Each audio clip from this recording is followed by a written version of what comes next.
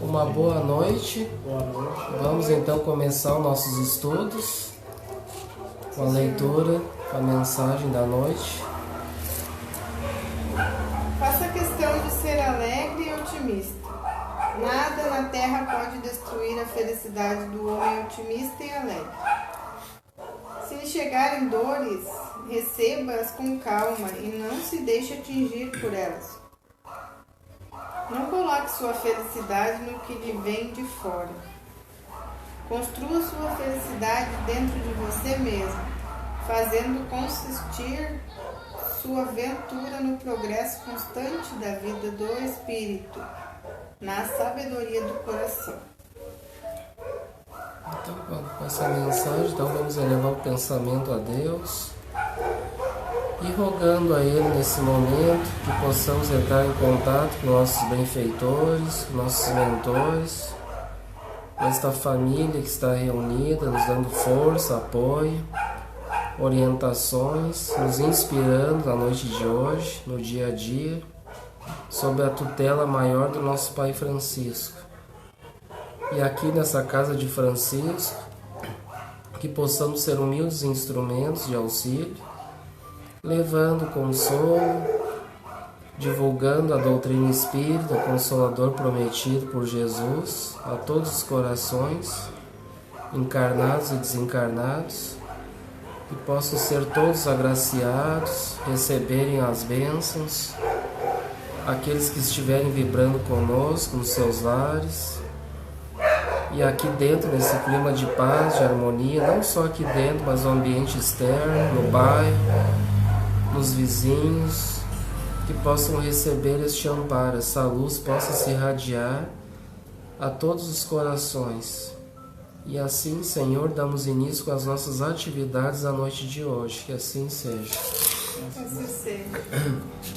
Então vamos retomar o nosso estudo, que a gente parou no 26º encontro do livro, o livro A Introdução do Estudo Reflexivo da Doutrina Espírita, da Federação Espírita do Estado do Mato Grosso. No título a gente está a importância de Allan Kardec na codificação da doutrina espírita. A gente não conseguiu concluir ele semana passada, então faltou pouco que nós vamos concluir e já retomando então o 27º depois.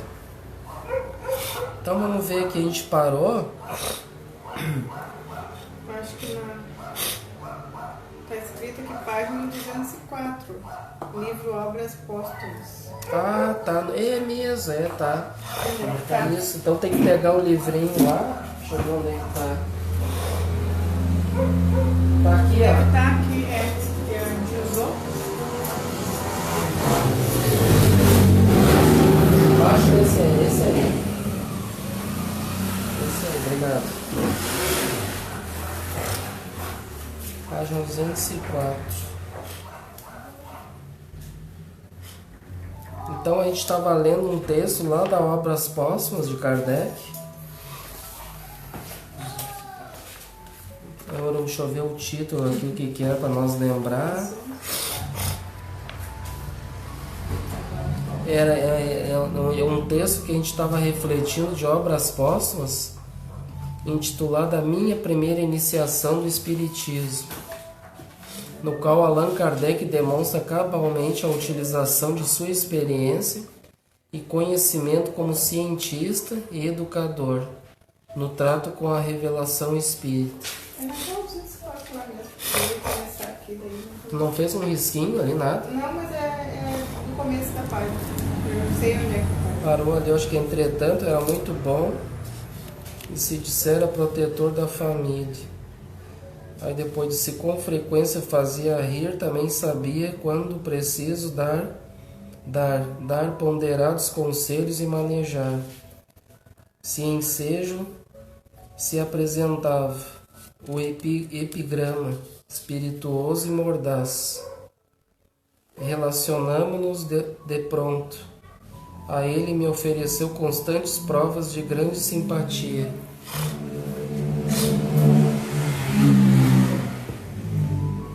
Não achou aí?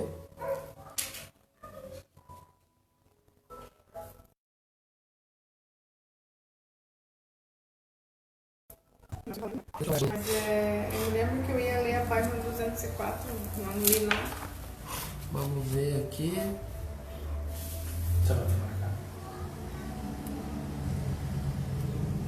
É que aqui a tradução é o mesmo sentido, mas ele muda às vezes a ordem das palavras. Relacionamos de ponto a ele, me ofereceu constante provas de grande simpatia.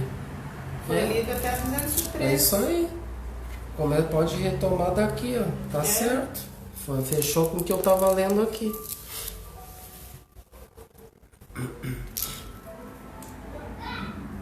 Em poucos relacionamentos, ele deu-me constantes provas de grande simpatia.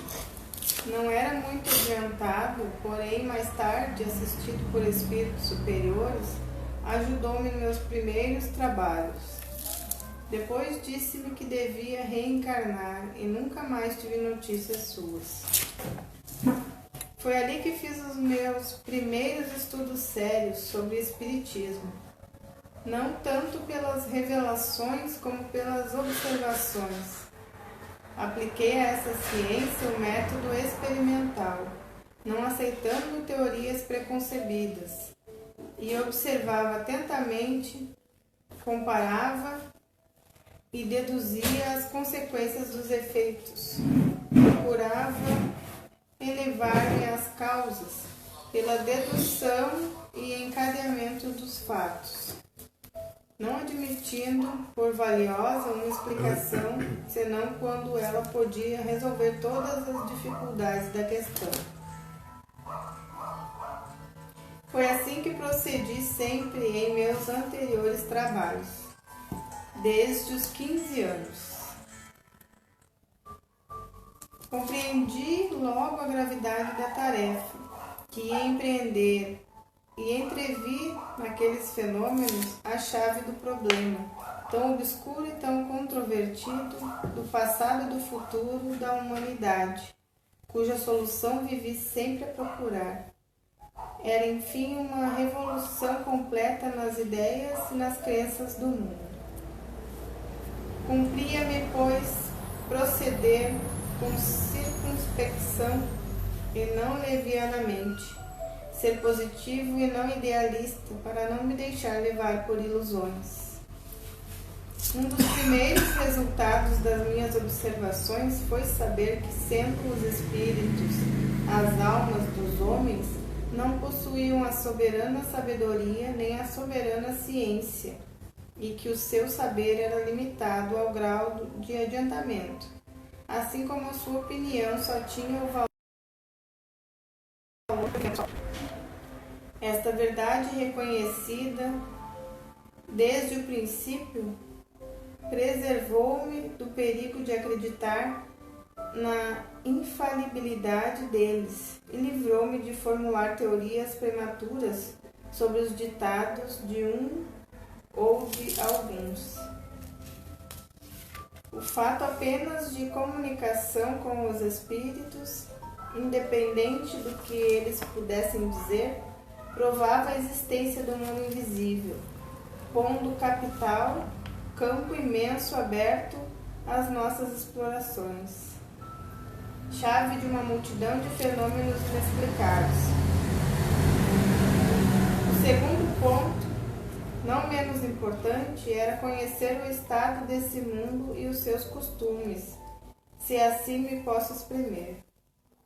Vi logo que cada espírito, segundo a sua posição e conhecimento, me patenteava uma fase daquele mundo, do mesmo modo como se chega a conhecer o estado de um país, interrogando habitantes de todas as classes e condições, podendo cada um ensinar-nos alguma coisa e nenhum individualmente ensinar tudo.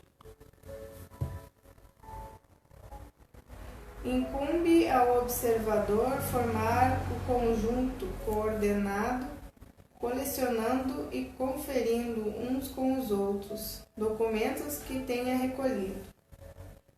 Procedi com os espíritos como teria feito com os homens, Considerei-os desde o menor até o maior, como elementos de instrução e não como reveladores predestinados.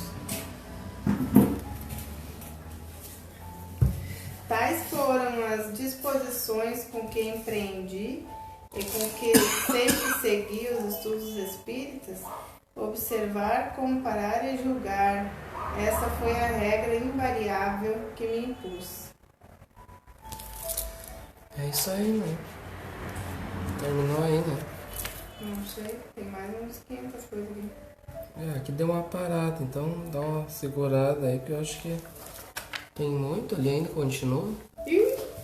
Então, de repente, eles não fizeram todo ele, porque era muito longo, pegaram os principais. Só essa parte. Volta virar pra cá pra não saber que é no primeiro parágrafo. Então, é um texto de obras póstumas, que é importante, né? Sobre as experiências dele que ele viveu. E aqui ele diz, ó, foi nessas reuniões que comecei os meus estudos sérios. Foi nessas reuniões que comecei os meus estudos sérios de espiritismo. Menos ainda por meio de revelações do que de observações. Né? Então foi revelações, né? Muito mais do que observações. Ele diz, apliquei a essa nova ciência como fizera até então, o método experimental. Nunca elaborei teorias preconcebidas, ó. Então ele nunca fez nada, né, prematuramente elaboradas. Observava cuidadosamente, ó. Ele comparava, ele deduzia consequências. Dos efeitos procurava remontar as causas. Por dedução e pelo encadeamento lógico dos fatos, não admitindo por válida uma explicação, senão quando resolvia todas as dificuldades da questão. Foi assim que procedi sempre em meus trabalhos anteriores, desde a idade de 15 a 16 anos. Ó. Então ele sempre foi uma pessoa que ele sempre, né, buscou provas, né, comparações, tudo. Ele nunca fazia nada assim preconcebido, né, coisas. E ele diz, ó, compreendi antes de tudo a gravidade da exploração que ia empreender. Percebi naqueles fenômenos a chave do problema tão obscuro e tão controvertido do passado e do futuro da humanidade. A solução que eu procurara em toda a minha vida. Depois ele diz, ó, anda com a maior circunspecção e não leviamente. Era, em suma, toda uma revolução nas ideias e nas crenças. Fazia-se mistério, portanto, andar com a maior circunspecção e não levianamente. Ser positivista e não idealista, para não me deixar iludir. Então aqui Kardec, aqui mesmo, ele está dizendo que ele era um positivista, né? Ele era um positivista na época, e não um idealista. Ele não ficava impondo ideias, ele era positivista. Sempre, como ele diz ali, com ideia no futuro da humanidade. Né? Um dos primeiros resultados que colhi das minhas observações foi que os espíritos, nada mais sendo do que as almas dos homens, não possuíam nem a plena sabedoria, nem a ciência integral.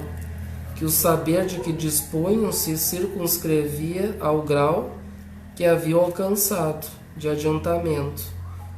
Então eram os espíritos superiores, mas eles não tinham toda a ciência, né? Que nem Jesus, né?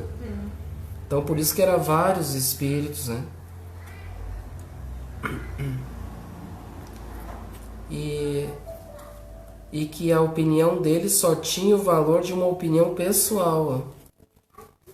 Reconhecia desde o princípio esta verdade, me preservou do grave escolho de crer na infalibilidade dos espíritos e me impediu de formular teorias prematuras, tendo por base o que fora dito por um ou alguns deles. Então eram vários, né? Que ele tinha a base dos ditos deles. Para mim eles foram do menor ao maior, meios de me informar e não reveladores predestinados. Né? Tais as disposições com que empreendi meus estudos, e neles prossegui sempre. Observar, comparar e julgar. Essa a regra que constantemente segui. Então serve para nós hoje também, né? Sempre devemos observar, né, o que a gente está estudando, obra, livro que a gente está lendo. Hoje tem um monte de livro espírita por aí, né? Então a gente tem que ler, tem que observar, comparar as ideias, se fecha com as ideias da codificação, né? Pensamento kardeciano, né? E com as obras idôneas, e julgar daí. Então depois que a gente fez uma observação, a gente estudou, observou e fez essa comparação entre ideias, se faz sentido, não, aí sim nós devemos julgar. Agora, se eu eu tenho uma visão pré-concebida, como Kardec disse que ele nunca fazia, né? Então, não, esse livro aí não presta. Não, mas peraí, não presta, não, mas tu já leu o livro? Mas é uma pessoa que a gente nunca viu na vida, não conhece. Mas vai conhecer então, né? Ou então, se não vai ler, não julgue, né?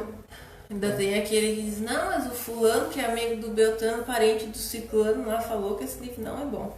Pois é. Então fica muitos assim no que me disse, né? Me disseram que esse livro não presta, aquele que me disse. Mas espírita, a gente tem que ter convicção das ideias, assim como Kardec tinha, ele nos ensinou o caminho, né? Então a gente deve ter convicção, comparar, raciocinar, refletir, e aí então fazer os julgamentos, né? Agora eu posso, por exemplo, hoje a gente sabe que tem muitos livros para ler, como a gente já comentou, né? Só de Chico tem mais de 400, de Valdo tem 250 e poucos, obras idôneas, né? E fora as outras obras, né? Kardec, então, só os 12 volumes ali não vai dar para ler nem nessa vida e nem na outra, eu acho. De tanta obra que tem, né? Das revistas espíritas. E aí, pelo menos, a gente tem que ter um conhecimento das obras do Pentateuco, né? Que o Pentateuco vai nos dar um norte seguro, né? Para dar sequência nos outros estudos. Aquele espírita que ele não tem uma base doutrinária dentro do Pentateuco kardeciano, ele é esse que não estuda, não tem uma base sólida, ele vai se complicar com outros livros. Porque ele vai ficar ali sempre em cima do muro. Aí vai ser esse tipo de pessoas que, mas me disseram que aquele livro não, me disseram que aquele é bom, aí fica no me disseram. Então a gente tem que ser convicto nas ideias, né? Esse livro, o que tu acha desse livro? Eu vou olhar, eu não acho nada, não sei, não li, não conheço. Aí não pode, mas aqui tá um livro tal, Médium Joãozinho do Passo do Meio do Mato, sei lá da onde. O nome é estranho, né, mas daí eu já vou julgar só pela capa ali e o conteúdo da obra. O nome não importa. Assim como os benfeitores, eles não dão nomes. Eles não fazem questão de vir aqui e dizer eu sou fulano, eu sou beltrano. O que vai valer, gente? Não, o que vai valer quando vem um espírito, alguma coisa? O que vai valer? O que vai fazer sentido? Ele não vem, ele vem, não traz nome, nada, mas como é que nós vamos saber se ele é um espírito sério? Como é que eu vou explicar isso? Conteúdo. Fácil. Ele vai vir e vai dizer uma coisa. Ele está desencarnado, vai vir e vai trazer uma mensagem. Tu vai analisar a mensagem, o que ele está dizendo. Ele vai afirmar o que ele está dizendo. Se o que ele está dizendo ali realmente faz sentido, tem cunho doutrinário, né? Ele tem uma base lógica ali, né? Uma fé raciocinada, né? Aí a gente pode entender que é um espírito, né? Agora vem ali, fala uma coisa ali que não faz sentido ali, aí... É por isso que nós espíritas a gente tem que ter uma base doutrinária. A gente tem que pelo menos conhecer as obras básicas. Né? Pelo menos assim, ler as obras básicas. Né? Se possível, o Givaldo Franco aí, ele... Não sei quem é que falou, foi... eu estava ouvindo uma palestra ali, um senhor estava dizendo que... Não sei em que ano, alguns anos atrás aí... Acho que era na década de 80, acho que é... Ele disse que o Divaldo Franco, naquela época, na década de 80, ele já tinha lido o livro dos Espíritos 80 vezes. Para vocês terem uma base, né? Ele falou com ele que ele leu 80 vezes isso na década de 80. E hoje, quantas vezes ele já releu já? Não sabe decor, né, o livro. Sim, ele sabe tudo de decor, né? Ele Ainda sabe mais todas. Tem uma cabeça. E o Divaldo, ele tem essa memória fotográfica que ele lê ali, decora aquilo e já... Imagina 80 vezes, ele sabe até que linha da página, não sei o que tá escrito. Ele tem uma memória assim muito fotográfica. Não teve, tem relatos. Tem relatos uma vez que ele foi fazer palestra, visitar o Chico, ele veio da Bahia, não me lembro que ano era. Até o Arnaldo, que era amigo do Chico, era o doutrinário naquela época, ele recebeu ele na casa dele e tudo. E o Divaldo, ele atrasou a viagem, demorou, disse, Arnaldo, eu não preparei nada para a palestra de hoje, daí agora, o que eu vou fazer? Daí o Divaldo disse, não, me dá um livro, deixa eu ver os livros que tu tem. Aí ele pegou um dos livros espírita lá, começou a ler e tal. Tá, já sei o que eu vou fazer na palestra de hoje. Ele deu uma lida ali, e o Arnaldo já tinha lido, ele conhecia aquele livro, tá, que era o doutrinário. E ele fez a palestra logo à noite daquele livro, e o Arnaldo ficou abismado, que ele deu uma lida no livro e tudo que ele disse ali era direitinho que estava no livro. Isso em pouco tempo, né? Questão de horas ali antes da palestra. E não é uma memória incrível, né? Mas diz que é pelo treinamento do cérebro que ele funciona melhor, né? Justamente ele tá com 92 anos e o cérebro dele é impecável, porque ele não para, né?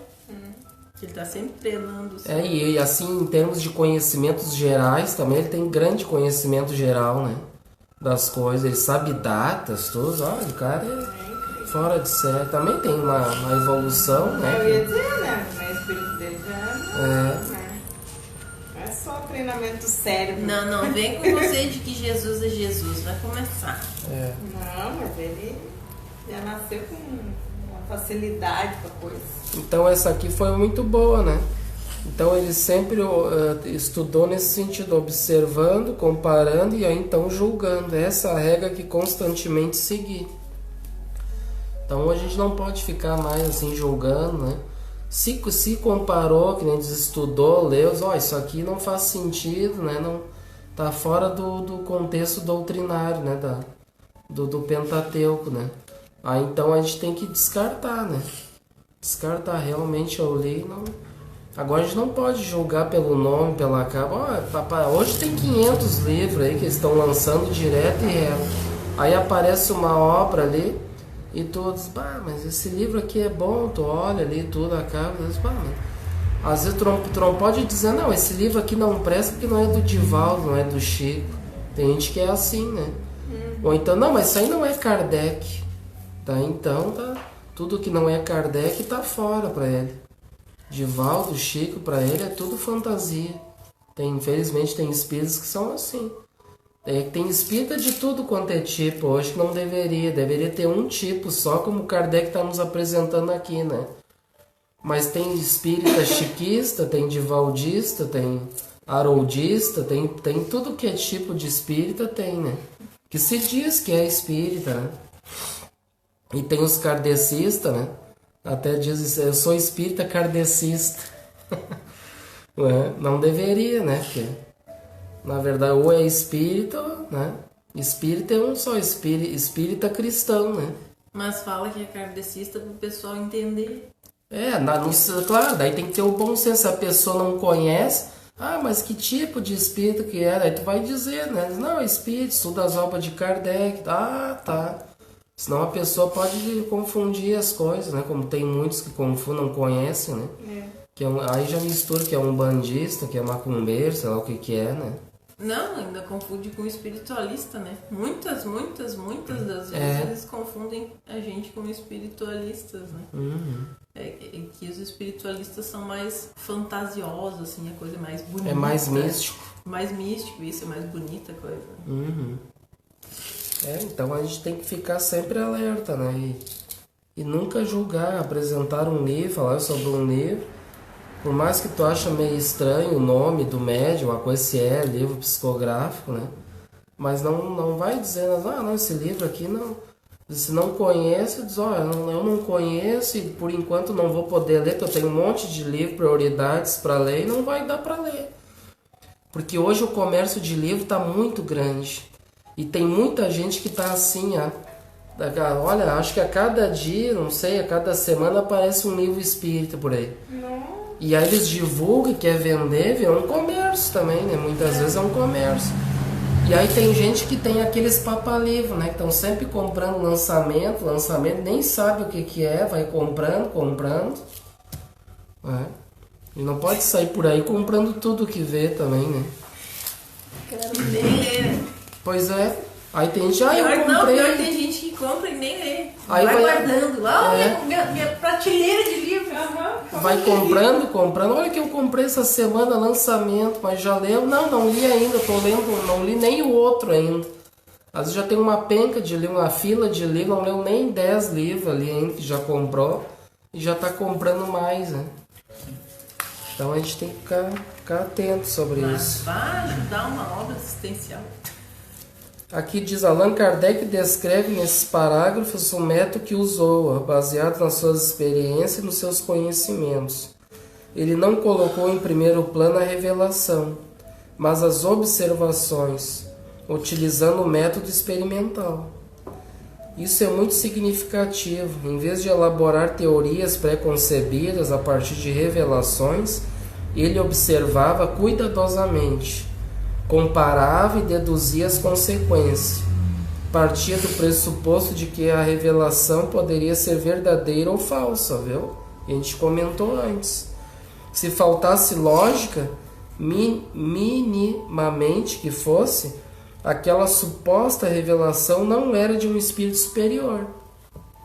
Na dúvida, deixa de lado, descarta. Fica numa dúvida num trecho ali. Porque às vezes o livro é fantástico, é chamar atenção e tudo, né? Tem que cuidar. E às vezes nas entrelinhas, uma parte ali, ele dá uma... Tem uns pega-ratão ali, então na dúvida descarta, deixa de lado, porque hoje tem muitos livros pega-ratão também, né? Que livro era aquele que tinha que ele falava, eu acho que era dos mundos, né? Que o livro não era nada, veio, todo mundo era fascinado por aquele livro. Que era grosso assim, azul. Lembra que veio? Que falava do final dos tempos, não sei o quê. Eu acho que era aquele, como é que era o... É um que tem por aí, é tipo Transição Planetária, o nome, não é esse. Transição Planetária é do Divan, mas é parecido com esse, né? Tem uns livros por aí que... Tem que cuidar, tem que abrir o olho. Esses dias também, olha só como exemplo, eu tinha comprado um livrinho de uma editora, lá não vou dizer nomes, né? Mas aí eu tava lendo e tudo, até tu tinha lido, e era livro sobre doutrinação, né? O nome do livro era Arte de Doutrinar, parece que era. A arte de convencer pelo diálogo, uma coisa assim. Aí eu comecei a ler, daqui um pouco eu vi assim, não, mas peraí, mas isso aqui tá forçando a barra, né? Tava dizendo nas reuniões mediúnicas que ele forçava os espíritos que eles tinham que ir, e ele pegava, às vezes prendia os espíritos, dava chicotada, e às vezes levava os espíritos para uns lugares tenebrosos para ele ficar com medo e voltar correndo, sabe? Umas coisas assim que apareciam uns espíritos assim com umas lanças, com uns chicotes, o espírito, qualquer coisa, ele levava uma bordoada ali se não se endireitasse. E aí, gente, o amor que ele tem que fazer as coisas. Pois é, viu? Isso aí, viu como a gente tem que aprender as coisas pelo certo? Como é que deve ser feito? Daí a gente já fica meio vacinando. Ó, peraí, fugiu só um pouquinho, mas isso aí não é reunião mediúnica, né? Não, diz que é assim da Umbanda, né? Algumas religiões que são meio assim, meio forçadas a barra. Prende eles, né? E levam para um lugar e deixam lá trancado. Daí depois o ruim é quando o cara se sai de lá, né? Porque Deus não vai permitir que o cara fique preso. Eu já ouvi falar assim, alguns assim, amigos assim, que é de outra religião, assim, africanista, que diz que às vezes eles pegavam os espíritos e acorrentavam e levavam à força.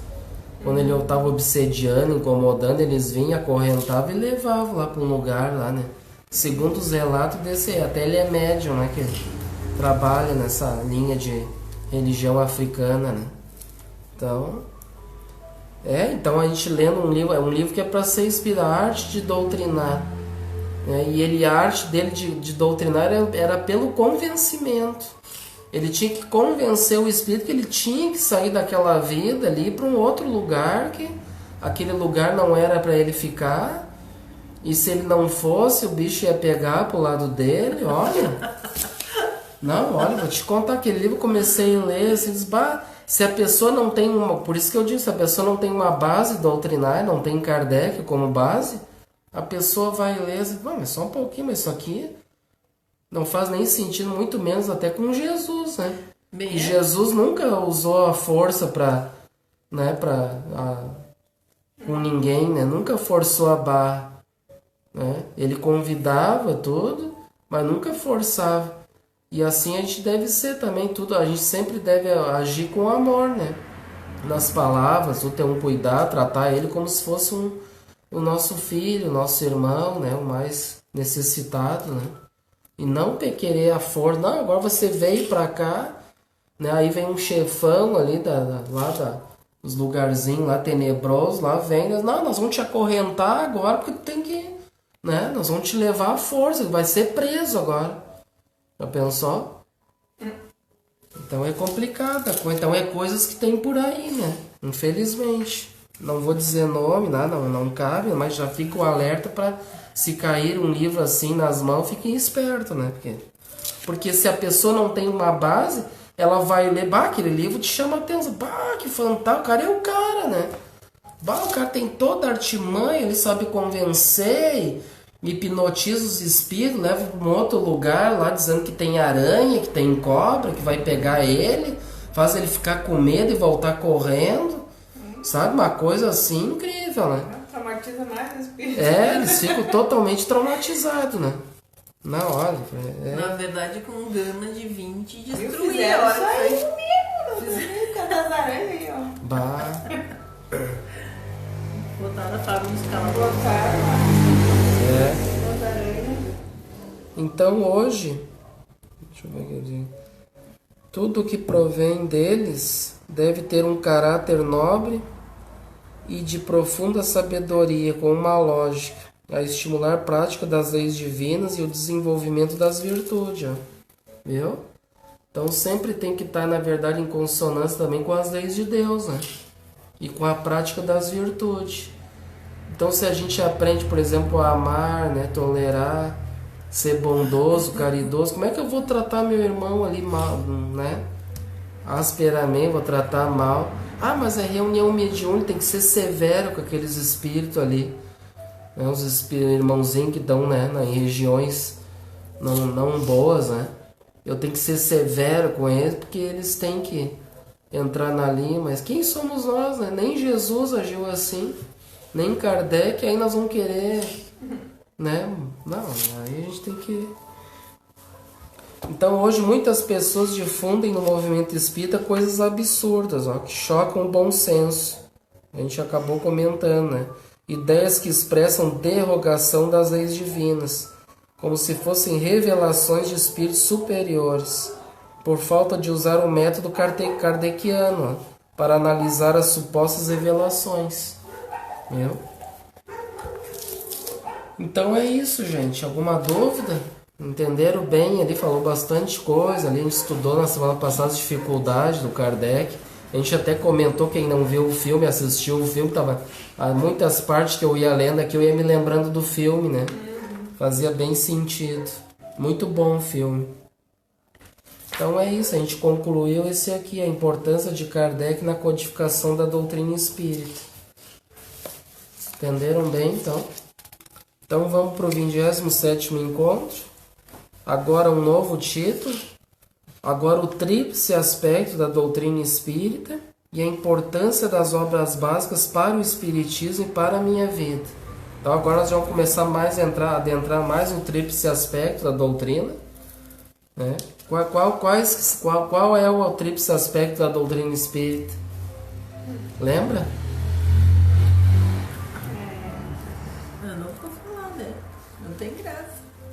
que a doutrina espírita trabalha dentro de três aspectos? Ciência, religião e filosofia. Isso aí. Ciência, filosofia e religião. Não. Esse é o tríplice aspecto. Ciência, religião e filosofia.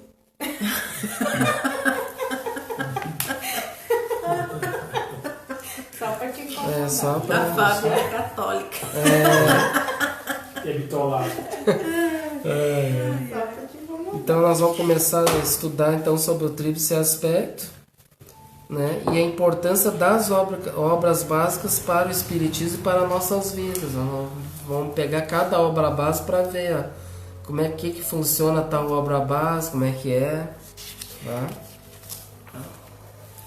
Então as questões para reflexão, ó, qual a importância de a doutrina espírita ter um tríplice aspecto? Ciência, filosofia e religião? Aqui ele até já Tá disse. escrito errado. Ele falou qual a importância disso. Que papel tem a obra básica nesse contexto?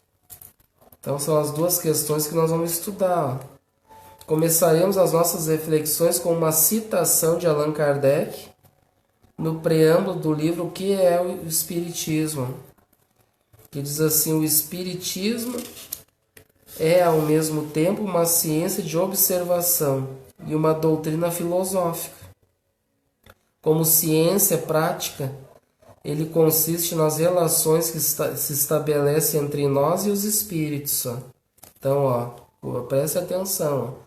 Como ciência prática, ele consiste nas relações que se estabelecem entre nós e os espíritos. Ó. Então, a parte da ciência. Espíritos e nós. E como filosofia, compreende todas as consequências morais que dimanam dessa mesma relações. Então, filosofia, né, as consequências morais. Podemos defini-lo assim: o Espiritismo é a ciência que trata da natureza, origem e destino dos espíritos, bem como de suas relações com o mundo corporal. Então, é a ciência que estuda a natureza, né? A origem e destino dos espíritos e as relações com o mundo corporal. Então, esse intercâmbio, né? Mundo espiritual, mundo corporal e a natureza, né? O Espiritismo é uma ciência de observação que se baseia em fatos objetivos para determinar a veracidade das ideias. No que tange à observação da relação com o mundo invisível, Kardec ofereceu-nos toda a instrumentalidade necessária para observarmos os fatos espíritas, especialmente em O Livro dos Médiuns e em outras básicas. Viu? Os fatos espíritas, então, especialmente, nós vamos ler em O Livro dos Médiuns, né? Sobre fatos espíritas. Por isso, hoje temos uma série de instrumentos que envolvem as atividades mediúnicas que desvendam o mundo espiritual. Temos também uma série de informações sobre o funcionamento do mundo espiritual, oferecidas pela mediunidade de Francisco Cândido Xavier, pelo espírito André Luiz, de Ivone Pereira, pelo espírito Camilo Castelo Branco, e de Divaldo Pereira Franco, pelo espírito Manuel Filomeno de Miranda. Entretanto, o Espiritismo é também uma ciência de observação dos fenômenos interiores do espírito imortal, encarnado, que objetivam seu aperfeiçoamento intelecto-moral, pelo método do autoconhecimento, tão bem desenvolvido pelo espírito Santo Agostinho. A gente já gosta de comentar, a gente comenta bastante essa aí, né? Fazer de conhece-te a ti mesmo, né? Que a questão não lembro o número. Questão 919A do Livro dos Espíritos. Portanto, em se tratando do Espiritismo, no que tange a questão da observação, interessa estudar a natureza intelecto-moral do espírito. Isso acontece pela ciência da autoobservação, sobre como o espírito lida com as suas questões intelectivas e morais, para que haja o grande objetivo preconizado por Allan Kardec, que ele diz assim, reconhece o verdadeiro espírita pela sua transformação moral e pelos esforços que emprega para domar as suas inclinações más. Lembram disso, né? Sim, senhor. O Espiritismo é uma filosofia porque oferece reflexões que demonstram o sentido da vida de uma forma irrefutável, pois centra-se na razão. Lá vem ela. Tudo bem? Boa noite. Perdeu, pai. Pois centra-se na razão e no sentimento.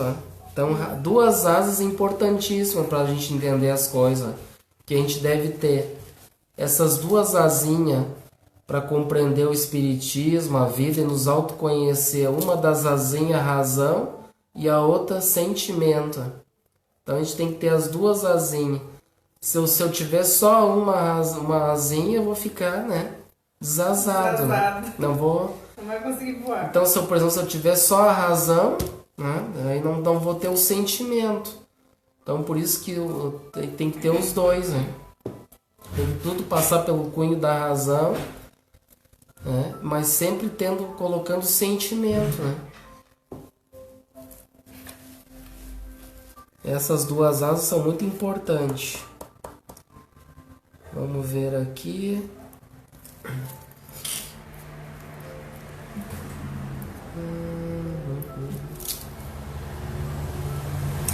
Proporcionando às pessoas analisar com bom senso a pergunta que todo ser humano faz a si mesmo. Por que existo? Por que existimos, né? Muitas pessoas não sabem. Vivem, né, a vida, comem, dormem, né? Fazem suas questões fisiológicas, mas não sabem por que existe. Entretanto, vemos que pela definição apresentada por Allan Kardec, em o que é o Espiritismo, o codificador não aborda o aspecto religioso da doutrina espírita. Somente diz que é uma ciência prática e uma filosofia com consequências morais. Viu? Então não fala que diretamente que seria assim somente religião, né? É interessante isso aqui, porque muitas pessoas questionam, tá, mas a doutrina espírita é uma religião? Pela maioria dos leigos é considerada, faz parte de uma das religiões, né? É só uma religião a mais. Mas na verdade não é só uma religião a mais. E ela tem que trabalhar dentro desse tríplice aspecto. Isso aqui é interessante que ele diz. Somente diz que é uma ciência prática, ciência prática e uma filosofia com consequências morais. Interessante, né? Realmente, em um primeiro momento, Allan Kardec não abordou o espiritismo como uma religião, pois o conceito de religião no século XIX estava vinculado a uma concepção teológico-dogmática, né? Na qual há um conjunto de preceitos de caráter incontestável segundo a teologia. Então era incontestável, né? Era a lei que o Papa dizia, lá todo mundo dizia amém, deu, né? Era isso que era no século XIX. Por isso que Kardec não quis afirmar que era somente religião. Que a religião da época que dominava era esse preceito, né? De imposição das ideias. E como Kardec a gente estudou que era um positivista, né? E não um ideologista, como diz ali que a gente estudou agora há pouco, né? No outro título. Então ele era positivista, né? Então na época as doutrinas cristãs, é interessante isso, né? Porque muitos podem dizer, mas Kardec era cristão, né? Sim, ele tinha o pensamento dentro do sentido cristão, né? Mas ele não se dizia cristão, né? Ele era um positivista, na verdade, né? Antes de conhecer o espiritismo, ele não tinha religião nenhuma, né? Não. Não mostra assim que ele... Não, ele era um estudioso do magnetismo, né? Ele tinha um grande conhecimento já do magnetismo, sobre fluidos, essas coisas, né? E dizem que ele era um grande magnetizador, né? Ele estudava e tudo. Então, na época, as doutrinas cristãs, tanto a católica romana quanto as que se derivaram da reforma protestante de Martinho Lutero, estavam atreladas ao dogmatismo. Então, elas estavam então atreladas a imposições, né? Não tinha questionamento, eles diziam e aquilo ali era lei, ponto final. Ninguém contestava a igreja, né? Os padres diziam, não, o Papa falou e está falado. Tá. Até hoje tem algumas pessoas que fazem isso, né? Eu fui na igreja, sim, o Papa, o pastor, será que o bispo falou lá, é isso aqui, então tem que ser isso aqui, acabou. Para mim é isso aqui, então. Sim, as igrejas, na verdade, elas continuam o mesmo movimento do que era, né? E a doutrina espírita que veio, então, para iluminar, né? Para ajudar as pessoas a entender que não é por aí, né? A coisa. E aí as igrejas continuam, a maioria, com o mesmo pensamento dogmático, né? Impositivo, né? Sem questionamento, né? Sem, como diz aqui Kardec, observar, né? Deduzir, comparar, aquela coisa toda, questionar, não tem, né? Em muitas igrejas que vocês tiverem curiosidade, quiserem conhecer outras igrejas, vão lá e tentam lá questionar lá o padre, o pastor, para ver o que vai acontecer, se ele vai aceitar. Se ele aceitar, que ótimo, né? Sinal que já, opa, essa igreja já está tendo uma mudança, ou o próprio pastor ou o padre tem um bom senso, né? Mas a maioria é impositiva, né? Eles impõem aquele dogmatismo, aquela ideia, e não, nada de... Não, mas será que não é assim? Não, tu tá contra o que Deus está dizendo? Contra a palavra de Deus? Ele já coloca o Deus no meio, já, né? Não tem que duvidar disso. Quando tu começa a cutucar e eles ficam sem saída... mas foi Deus que falou isso aí. Como ousa questionar a palavra de Deus? Aí tu é um herege, né? Tu tá endemoniado, né? Já deu. É tipo como se tu fosse um animalzinho, né? Senta. Agora dá patinha. Faz isso, faz aquilo, né? Daí eles vão fazendo, né? Senta, levanta, pula, né? Come, um monte de coisa. Aí vai fazendo aquilo que eles estão impondo, né? Entretanto, a doutrina espírita veio exatamente para ressignificar essa visão teológico-dogmática de religião. Conforme os ensinamentos de Jesus, no célebre encontro com a samaritana, junto ao poço de Jacó, anotado por João no capítulo 4. Pode pegar, por favor, para nós. João capítulo 4. A gente tem que estar sempre com a Bíblia do lado ali também, porque nós somos cristãos, viu? Isso é importante, ó. Porque tem aqui, ó, tem espírita aí que não sabe nem o que é Bíblia, né? Nem pega a Bíblia. Não, isso aí Bíblia, isso aí não é espírita. Então, na verdade, espírita até deve estudar. Só um pouquinho. Deu uma caída. Pode continuar. João 4, versículo 19 a 26. Então, tu vai ler do 19 até o 26.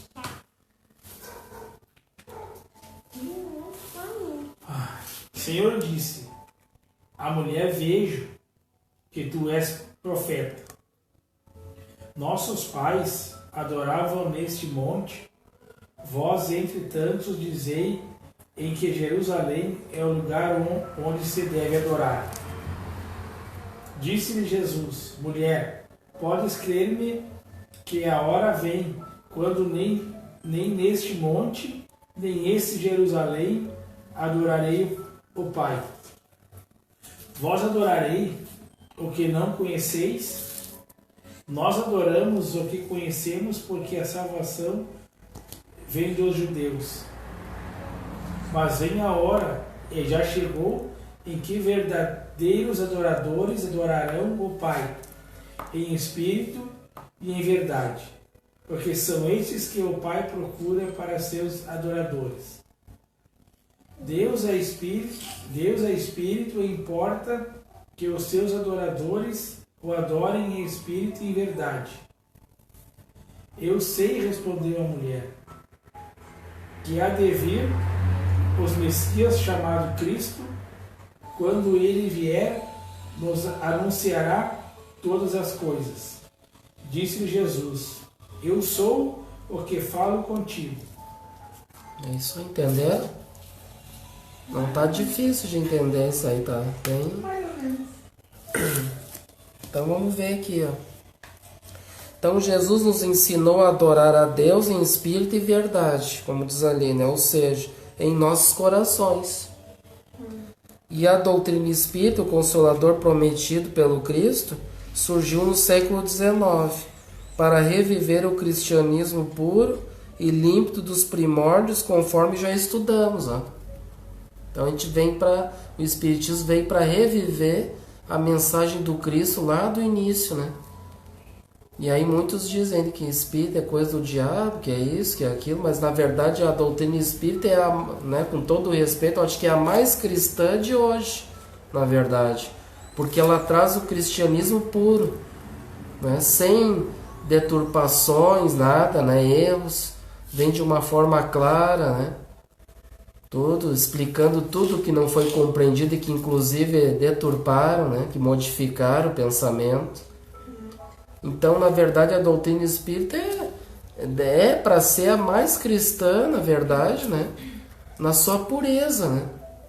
Doutrinária. E ali diz, né? Ali ele está tendo um diálogo com a mulher, né, com a mulher samaritana, porque naquela época os judeus tinham uma rixa entre judeus e samaritanos, e aí então como não podia, os judeus não podiam falar com o samaritano, e que dirá a mulher ainda, né? E aí Jesus estava ali falando com a mulher se surpreendeu e tudo mais, né? E aí então ele disse, né?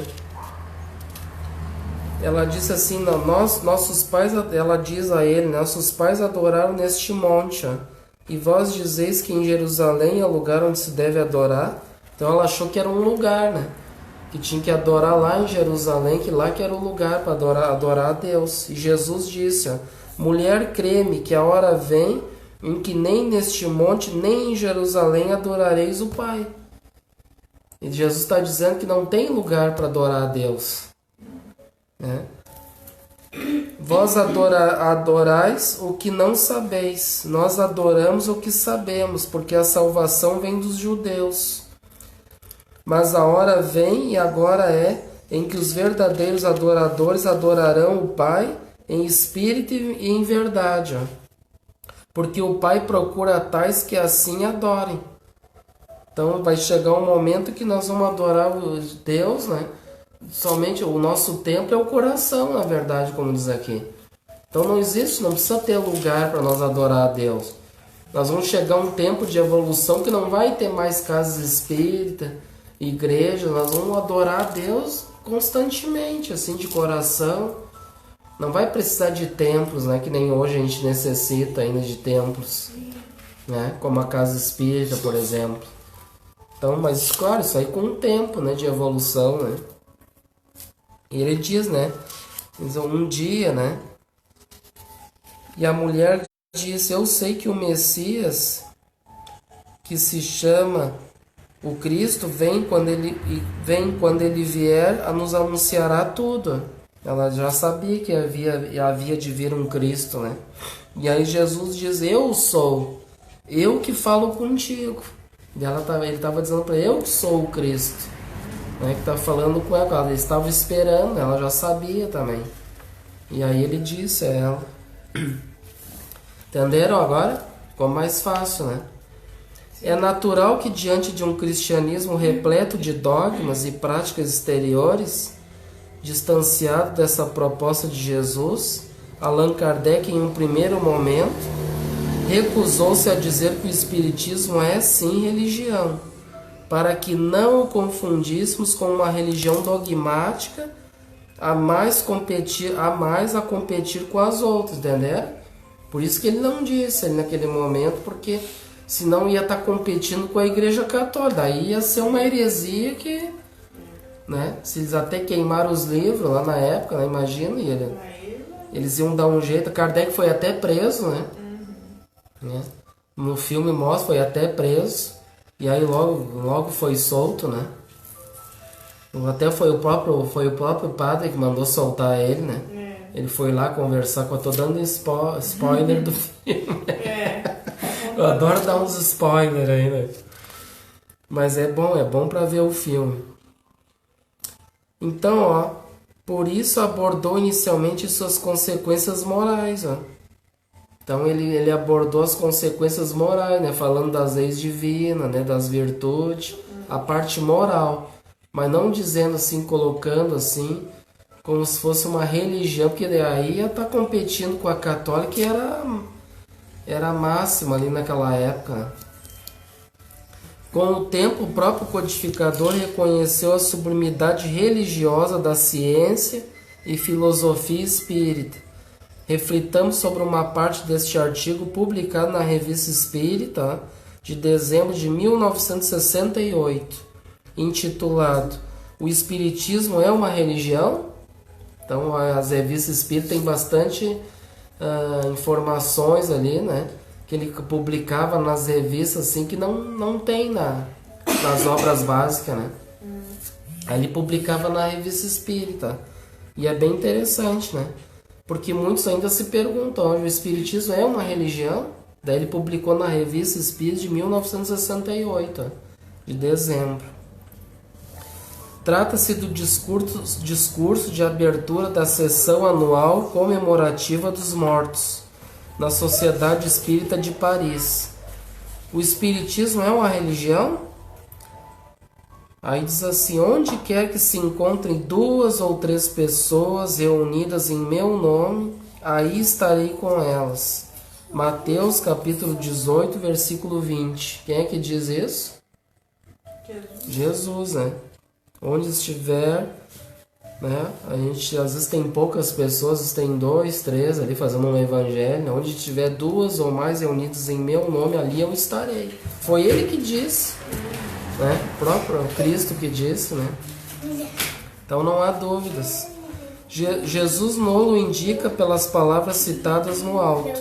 Essa utilidade está no resultado produzido pela comunhão de pensamentos que se estabelece entre pessoas reunidas com o mesmo objetivo. Né? Então hoje a gente está reunido aqui com todos com o mesmo objetivo, né? Querer aprender, querer estudar junto, refletir, trazer para nossas vidas. Então Jesus está conosco, né? Com certeza. Está em espírito e verdade, né? E com certeza os seus emissários estão conosco, né? Mas compreendemos bem todo o alcance da expressão comunhão de pensamentos? Seguramente, até este dia, poucas pessoas dela tinham feito uma ideia completa.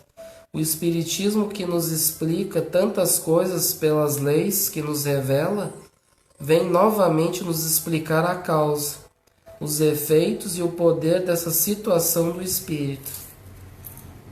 Todas as reuniões religiosas, seja qual for o culto a que pertençam, são fundadas na comunhão de pensamentos. É aí, com efeito, que elas devem e podem exercer toda a sua força, porque o objetivo deve ser o desprendimento do pensamento das injunções da matéria.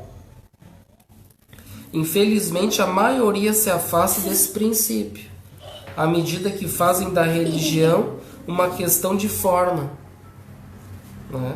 Usam muita matéria, muitas questões, né?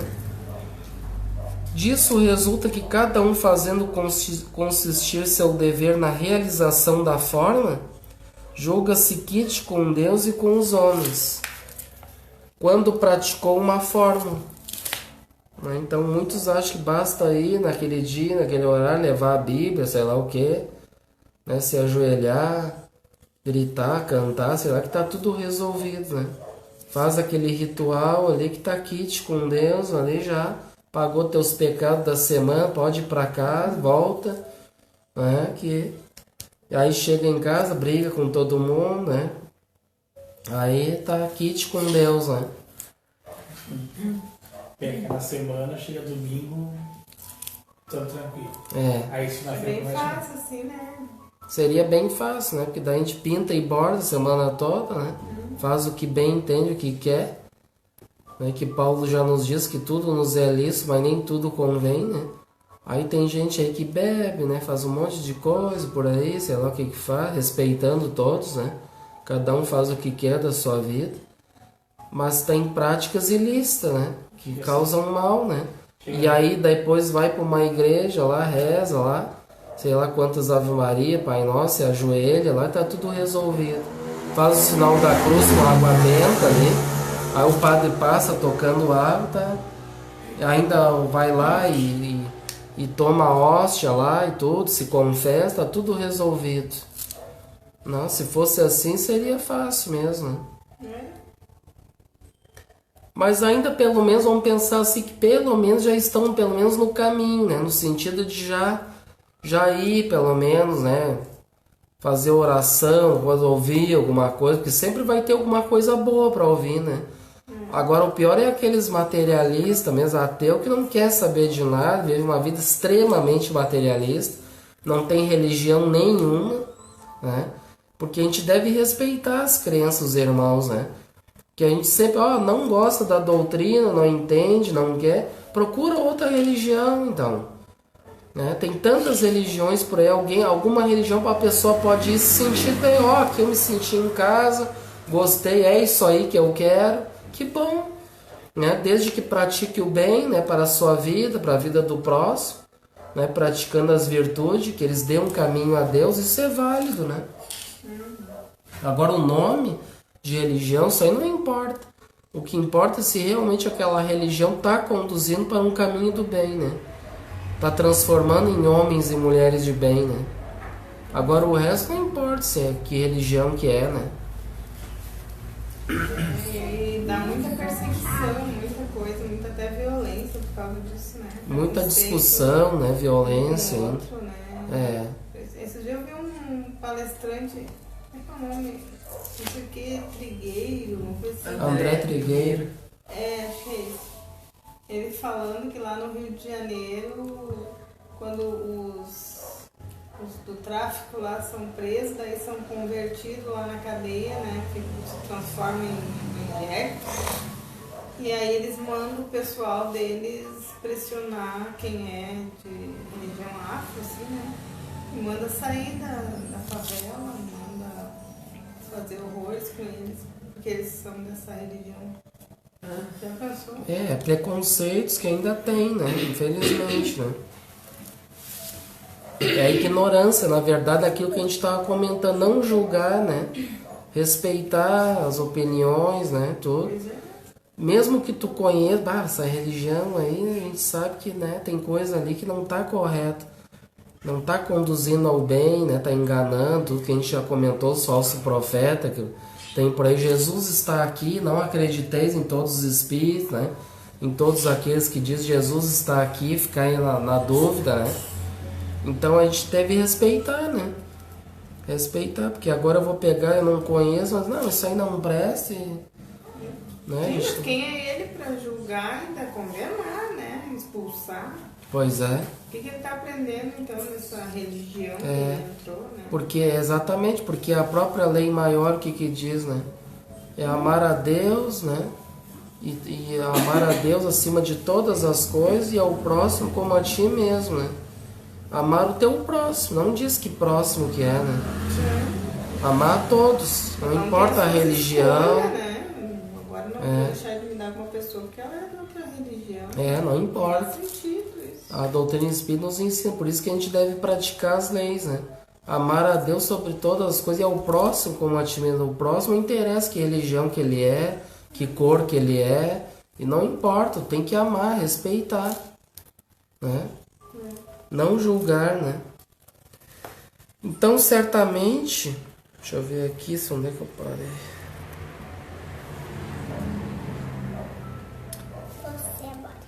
Resulta também que cada um vai aos lugares de reuniões religiosas com um pensamento pessoal, por sua própria conta, e o mais das vezes sem nenhum sentimento de confraternidade em relação aos outros assistentes.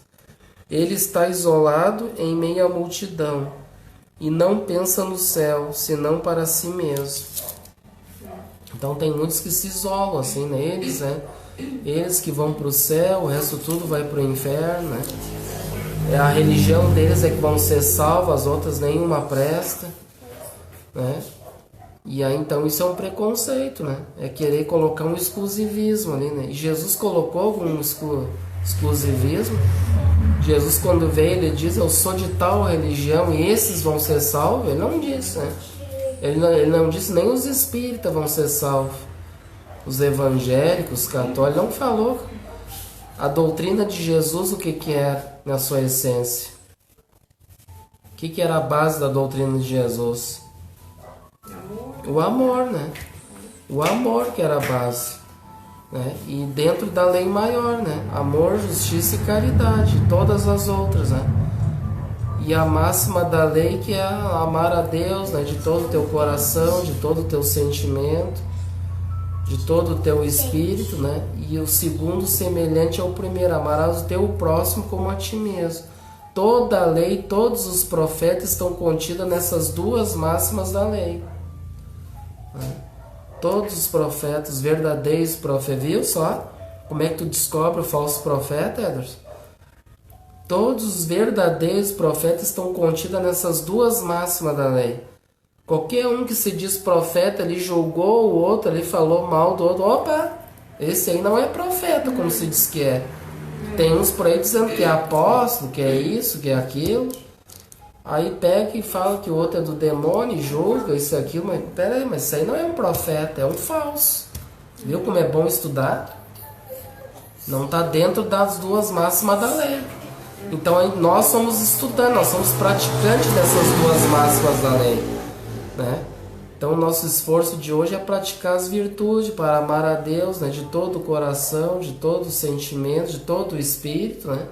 E aí nós vamos ter que amar o nosso próximo como a nós mesmos, né? Esse é o nosso esforço, né? Certamente não era assim que entendia Jesus. Certamente não era assim que entendia Jesus quando disse: quando diversos de vós estiverdes reunidos em meu nome, eu estarei entre vós. Reunidos em meu nome quer dizer com um pensamento comum. Mas não podemos estar reunidos em nome de Jesus sem assimilar os seus princípios, a sua doutrina. Não basta a gente se reunir. Vamos fazer uma reunião aqui hoje em nome de Jesus. Aleluia, amém, sei lá o que. Vamos ler a Bíblia agora, vamos orar, gritar, falar bem alto. Aí aquilo ali estão ali reunidos em nome de Jesus, né? Mas não é só isso que está dizendo aqui. Devemos estar ali com o mesmo sentimento, né? Com os mesmos princípios em sentido com a doutrina do que Jesus nos ensinou. Em relação ao que Jesus nos ensinou e com base nisso que nós estávamos falando, da lei maior, né? Agora se eu estou ali reunido em nome de Jesus, ali rezo, ali leio a Bíblia em voz alta, sei lá o que eu faço um ritual, né? Mas daqui a pouco já estou julgando os outros, estou falando mal lá aquela religião lá que eles já estão lá fazendo culto ao demônio lá. Isso aí não está com o pensamento cristão, né? Jesus não fazia isso, né? Então é importante isso, vai estar onde estiver dois ou mais reunidos em meu nome. Em nome de Jesus significa estar em consonância com aquilo que ele nos ensinou, com a vivência das virtudes, né? Agora, se eu não estiver em consonância com a prática das virtudes, julgando, por aí falando mal, isso aí não vai estar em nome de Jesus, né? Vai estar em nome de qualquer outra coisa, mas Jesus vai ser só de boca. Que não vão estar reunidos em nome de Jesus. E não adianta gritar, rezar, falar, ler a Bíblia gritando, que isso aí não vai resolver. E nem vai expulsar espírito também, viu?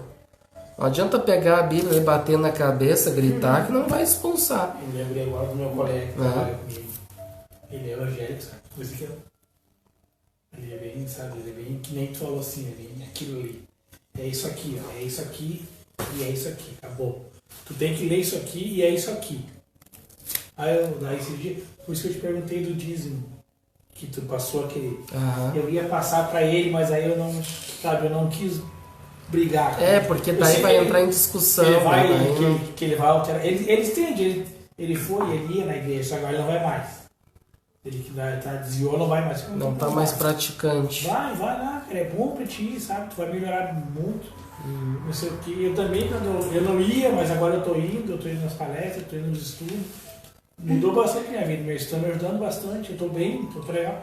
Ele, mas não sei o que, aí tá bom, tudo bem.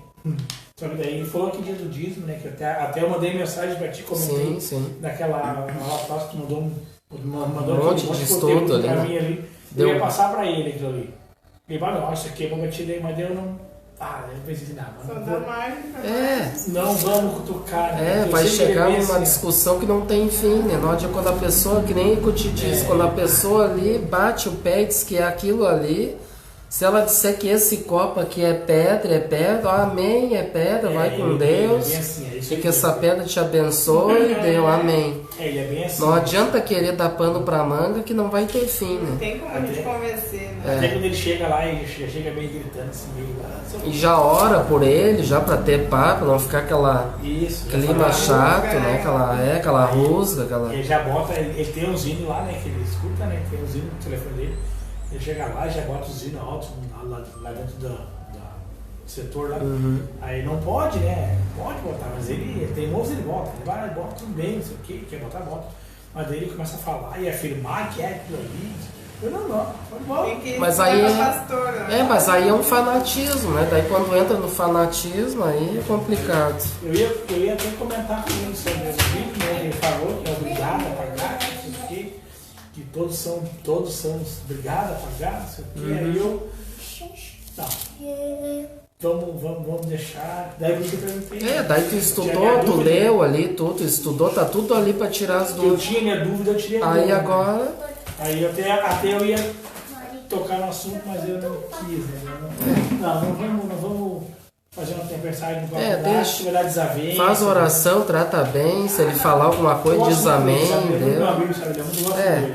Aí eu já deixo meio assim, não. Pode. Ainda mais quando é assim, amizade, é bom entrar em certas questões. Ele é muito de levar pro lado da amizade, sabe? Mas tu não quer fazer como eu faço, como eu sempre faço, não sei o quê. Ele tem lá um testemunho que ele fez lá, que ajudou, né? Disse, que bom pra ti. Falei, não. Mas por que tu não vai? Falei pra ele. Por que tu não vai, Zé? Tu falou que fez tudo isso, que Deus te ajudou. Pois é. Pode ter que ir, cara. Ele não vai todo dia ou toda hora. Vai lá uma vez por semana. Entendeu? Tu tá de fora na segunda, tem culto na segunda. Vai lá, conversa com o pastor, conversa com quem tu quiser lá. Conversa com o pessoal lá, faz as tuas orações lá, pronto, chega em casa, faz também, segue aquilo ali. Cada um tem a sua fé, né? Tem que seguir, né? Aí tem que ir, não sei o quê. Isso aí. Então diz aqui, ora, qual é o princípio fundamental da doutrina de Jesus? Qual é o princípio fundamental? A gente tinha comentado há pouco, né? Aqui diz a caridade em pensamentos, ó. Palavras e obras. Já em pensamento, sempre a caridade em pensamento. Né? Nunca ficar pensando coisas, né? Palavras e obras. Os egoístas e os orgulhosos mentem quando se dizem reunidos em nome de Jesus, porque Jesus não os reconhece como seus discípulos. Entendeu? Os egoístas, os orgulhosos, Jesus não reconhece. Eu acho assim, eu acho um absurdo isso aí. Nada contra ninguém, né? Quem citou agora ali. Mas eu acho que se Jesus veio na Terra para ensinar o bem, para ensinar o caminho certo, não é que você assim, é o seguinte, me segue, paga tanto para mim aí que tu vai ser. Que ele me falou que tu vai ser o cara, tu vai, entendeu? Ou como ter no céu, tu vai ter. Aí, mas e aí? Que nem diz na internet, se Jesus viesse para a Terra e cobrasse tudo em nome dele, estava rico. Porque tudo em nome dele. Tanto dinheiro em nome dele. Imagina, tudo em nome dele. Ele estava rico. É o nome mais rico do mundo, porque tudo em nome dele. Nossa, tanta verba, tudo. Aí fez aqueles templos enormes lá, tapado de ouro, tapado de imagens. Mas aquela pintura ali, às vezes é só um borrão. Mas aquilo ali custou tanto. Tem que tirar o dinheiro para pagar aquilo ali. Isso aí são as fachadas, né? Tem ali Jesus como fachada, mas só o nome. E são umas empresas, né? Que estão ali para ganhar dinheiro, tirar proveito. Aquele, como é que é o... Tu falou ali, é o Deus Mamon, né? Que eles dizem, né? Ali que na época de Jesus tinha o bode, aquele que idolatrava, aquele... Não é bode, é um bezerro de ouro. Bezerro de ouro. Eles idolatravam aquilo ali, né? Não sei o quê. É isso aqui, aquilo ali. Até que não derreteu. Derreteu, acabou. Pois é. Então, se as assembleias religiosas, nós falamos em geral, sem alusão a qualquer culto, muitas vezes se afastaram do objetivo primitivo principal, que é a comunhão fraterna do pensamento, se o ensino que aí é dado nem sempre seguiu o movimento progressivo da humanidade. É que os homens não progridem todos ao mesmo tempo. O que eles não fazem num período, fazem-no em outro.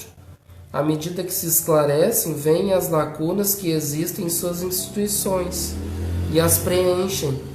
Compreendem que o que era bom numa época, em relação ao grau da civilização, torna-se insuficiente num estado mais adiantado e restabelece um nível. Viu? Então hoje ele acredita naquilo e tal, tem aquilo como lei, então respeitar, porque hoje ele está tendo aquilo, né, a religião, aquilo para ele é a melhor, que vai salvar ele, mas no futuro ele vai ter mais entendimento sobre isso e vai, né? Ele vai evoluir, vai entender, né? Já serve para ele ter uma noção de algumas coisas, algumas coisinhas ele vai aprendendo. Pelo menos tem muitos assim que pelo menos já estão buscando a Deus, né? De um jeito ou do outro, né? Muitas vezes assim buscando um Deus ainda material, né?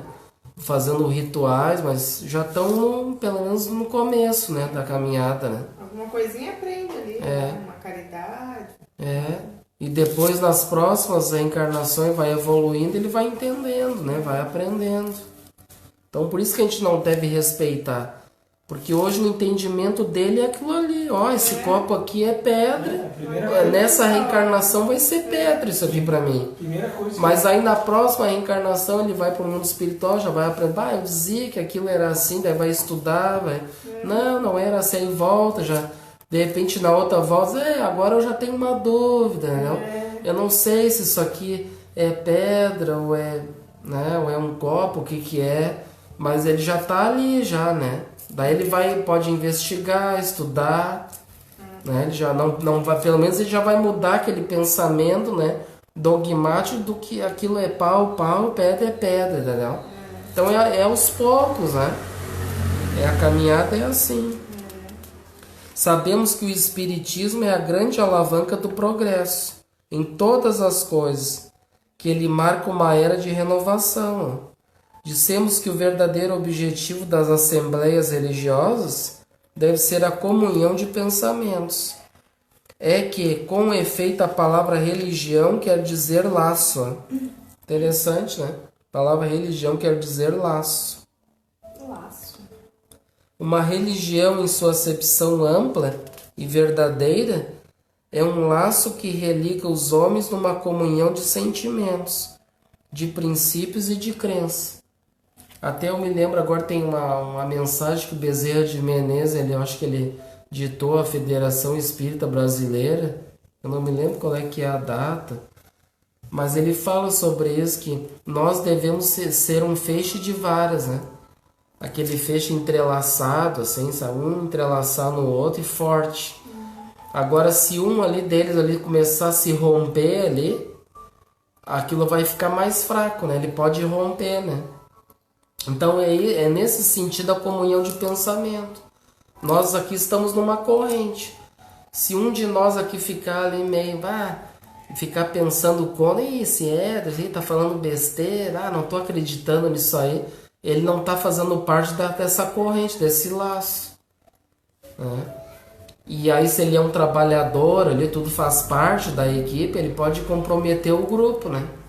O grupo vai ficar mais vacilante, mais fraco, né? E aí ali os irmãozinhos ali menos esclarecidos já vão usar ele como alvo para atingir os outros, né? É assim que funcionam as coisas. Então o Bezerra mesmo diz, nós devemos ser um feixe de vara ali forte, né? Não deve se separar daquele, ficar firme ali junto ali, né, no feixe. Aquele que começar a se desprender pode comprometer o grupo, né? Então todos devem ter o mesmo pensamento, né?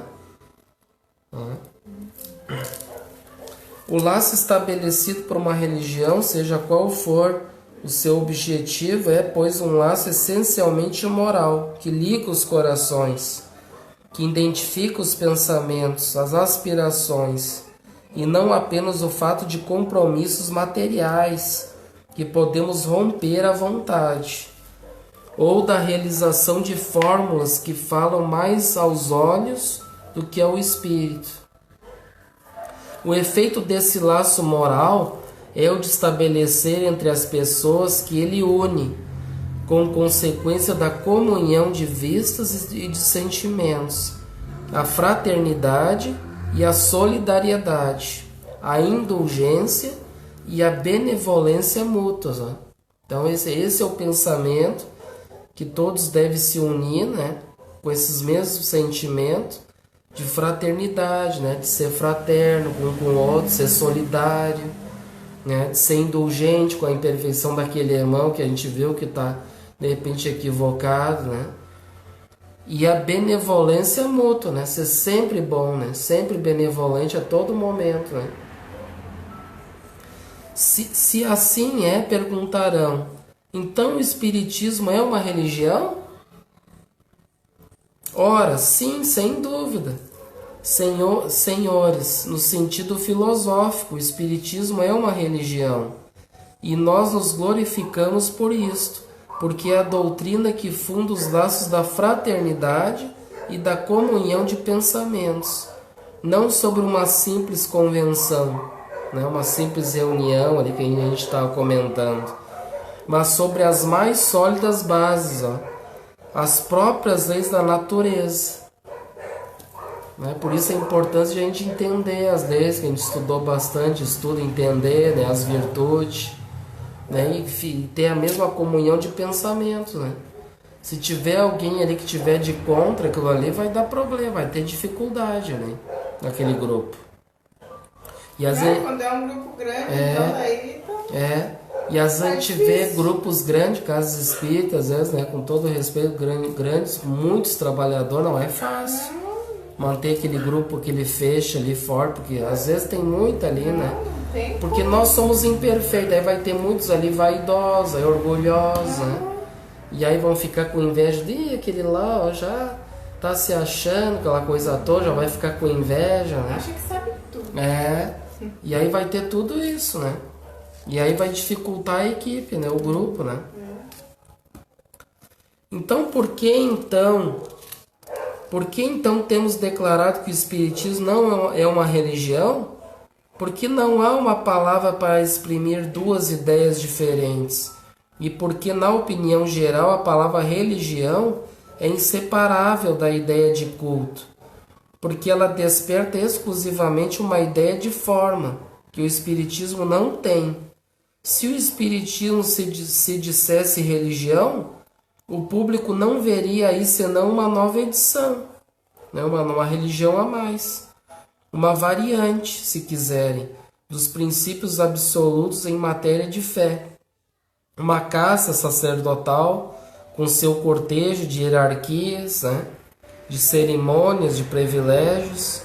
Ele não separaria das ideias de misticismo e dos abusos contra os quais tantas vezes a opinião pública se levantou. Viu? Por isso, então, a doutrina espírita não se coloca diretamente, é uma religião, né?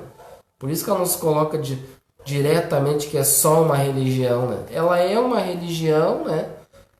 mas com seus princípios, com as suas bases, né, filosófica, né, científica, né, e estudando a moral, as leis, né. Não tendo o espiritismo nenhum dos caracteres de uma religião, na acepção usual do vocábulo, não podia nem devia enfeitar-se com um título sobre cujo valor as pessoas inevitavelmente ter-se-iam equivocado. Eis porque simplesmente se diz doutrina filosófica e moral. Seria o mais correta, né? As reuniões espíritas podem, pois, ser feitas religiosamente, isto é, com o recolhimento e o respeito que comporta a natureza grave dos assuntos de que elas se ocupam. Qual é, pois, o laço que deve existir entre os espíritas? Qual é o laço que deve existir entre os espíritas?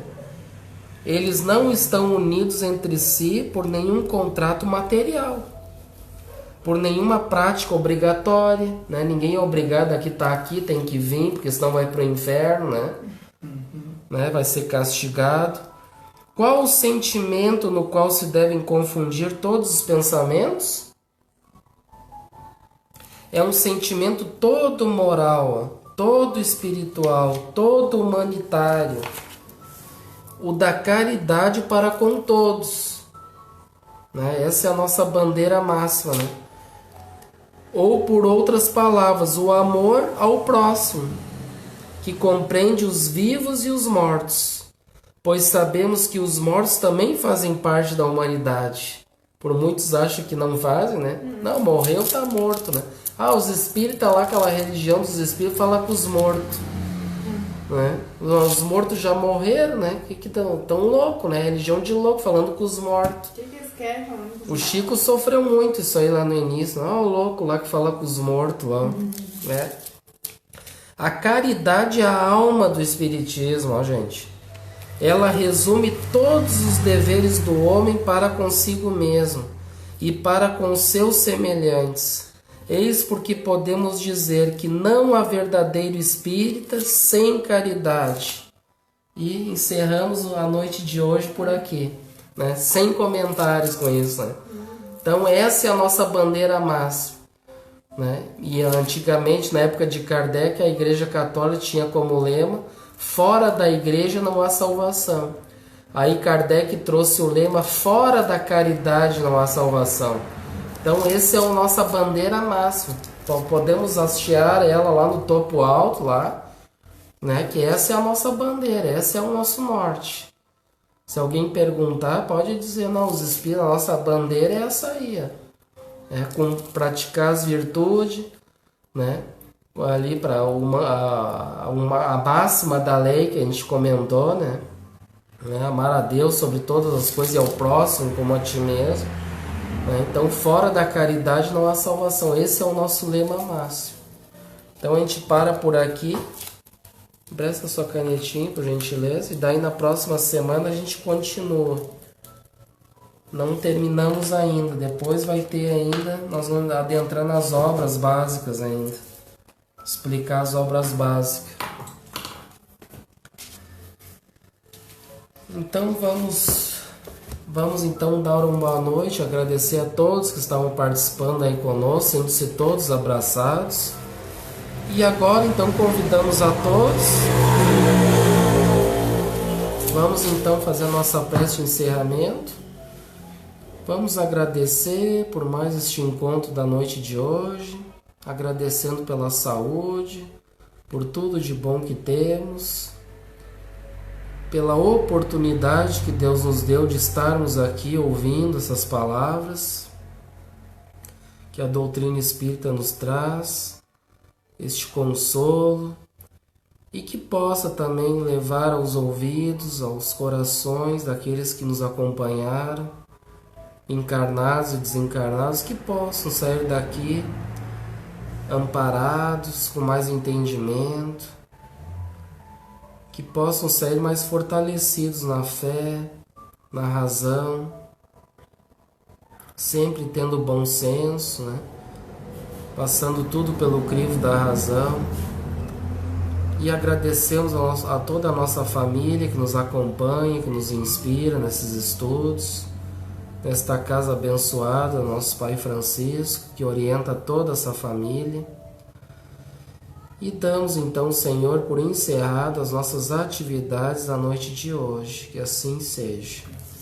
Então, novamente, tenham todos uma boa noite e até os próximos encontros.